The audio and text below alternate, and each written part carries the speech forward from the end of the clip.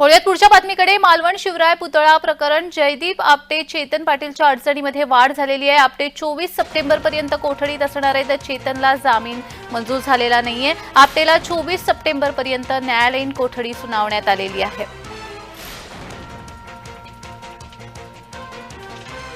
जयदीप आपटेच्या अडचणीमध्ये वाढ झालेली आहे।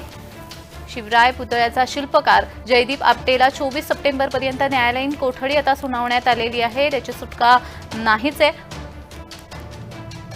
मालवण शिवराय पुतळा प्रकरणी जयदीप आपटे तसेच चेतन पाटीलच्या अडचणीमध्ये वाढ झालेली आहे। आपटे 24 सप्टेंबर पर्यंत कोठडीत असणार आहे, तर चेतनला जामीन नाहीच।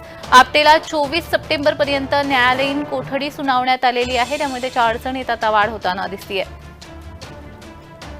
जयदीप आपटेला 24 सप्टेंबर पर्यंत न्यायालयीन कोठडी मिळालेली आहे, तर चेतन पाटीलला मात्र जामीन मंजूर झालेलाच नाहीये।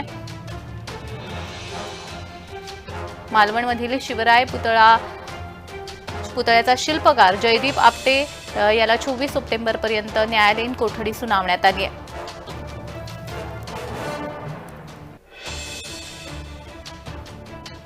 मालवण पुतळा प्रकरणी आता जयदीप आपटेच्या अडचणीमध्ये वाढ झालेली पाहायला मिळते, तसेच चेतन पाटीलला देखील जामीन मंजूर झालेला नाहीये।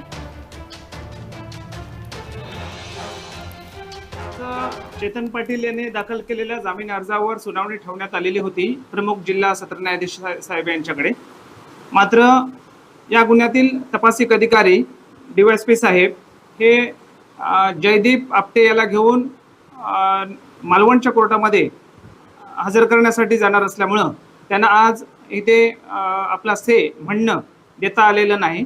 त्यामुळं आम्ही माननीय न्यायालयाकडे विनंती केलेली आहे की आम्हाला 19 तारखेपर्यंत म्हणणे देण्यास मुदत मिळावी। त्यामुळं सदरचं प्रकरण आता 19 तारखेला ठेवण्यात आलेलं आहे। 19 तारखेला आम्ही सकाळी 11 वाजेपर्यंत तपासिक अधिकारी म्हणणं दाखल करतील आणि पहिल्या सत्रामध्येच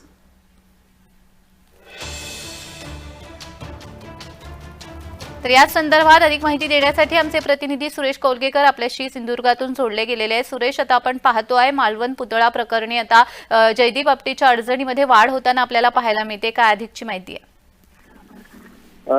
निश्चित बघितलं तर मालवण मधील राजकोट किल्ल्यावरील पुतळा दुर्घटना प्रकरणी आज मालवण दिवाणी न्यायालयात जयदीप आपटे याला मालवण पोलिसांनी हजर केलं। आज त्याची जी पोलीस कोठडी होती ती संपलेली होती आणि त्यामुळे आज त्याला न्यायालयात हजर केल्यानंतर आज न्यायालयाने त्याला 15 दिवसाची पोलीस कस्टडी दिली आहे।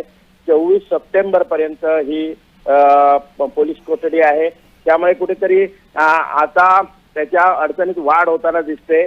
एकंदर पाहिलं तर आता जयदीप आपटे याला न्यायालयीन कस्टडी मिळाल्याने त्याला ओरोस किंवा सावंतवाडी या न्यायालयीन कस्टडीमध्ये रवानगी होईल अशी माहिती उपलब्ध होते। अगदीच धन्यवाद सुरेश, तुम्ही दिलेल्या सविस्तर माहितीसाठी।